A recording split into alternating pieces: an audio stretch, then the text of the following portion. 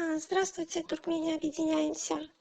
Я хочу обратиться к работникам полиции и национальной безопасности Туркменистана о понятии «измена Родине», которое в нашей стране было определено и закреплено законодательно после громкого процесса над оппозиционерами, обвиненных в покушении на Туркменбаши. Из всего длинного списка причин, позволяющих называть человека изменником Родины, перечислю некоторые.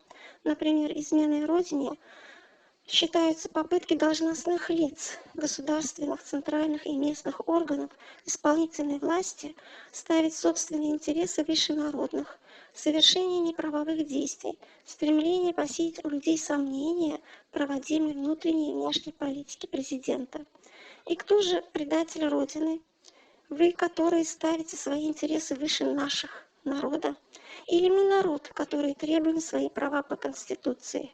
За наши лайки и комментарии в соцсетях, за наши протесты и интервью, за каждое наше слово, не являющееся противозаконным, вы нас называете изменниками. Вы сами же нас предали, наши интересы, заботу, безопасность, и нас же обвиняете.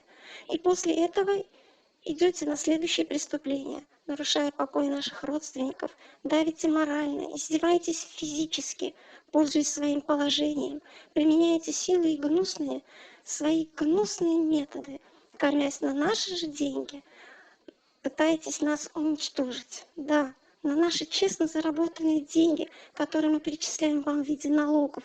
Вы самые настоящие преступники, нарушающие закон. Вы воры, обдирающие нас, требуя на каждом шагу взятки, воры в законе. И думаете, не ответите за свои грязные дела? Думаете, напугаете и остановите нас? Глубоко заблуждаетесь. Хочу спросить у ваших подхалимов, которые под вашим руководством стараются разжигать межнациональную и межплеменную вражду. На форумах, в комментариях в YouTube, которые пишут, пусть уезжают все таты и шатыры. Мы заживем хорошо. Во-первых, даже и не мечтайте. Мы будем жить там, где родились. Мы будем жить там, где нам комфортно. Во-вторых, если нас не будет, к примеру, на ком вы будете зарабатывать свои харам деньги? В-третьих, если нас не будет, то гнобить будут вас по очереди, потому что вы рабы и не более.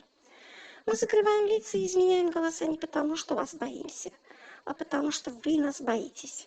Мы народ, за нами правда, и мы не боимся. Нас много, и нас больше вас. Мы справедливые и миролюбивые, в отличие от вас агрессивных. Вы нас боитесь и надеетесь подействовать на нас, используя фашистские методы по отношению к нам или нашим родственникам. А почему вы не выступите открыто, так же, как мы? Открыто не дадите ответы на наши людские вопросы и открыто не сделаете анализ наших действий.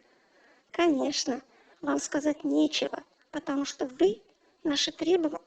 все наши требования законны и основательны, а вы трусливые гиены, такие храбрые и сильные, только в своих заведениях.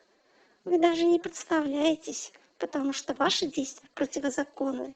Вы узурпаторы, вы власть взяли нелегитимно, незаконно. Вы все преступники и нарушители закона.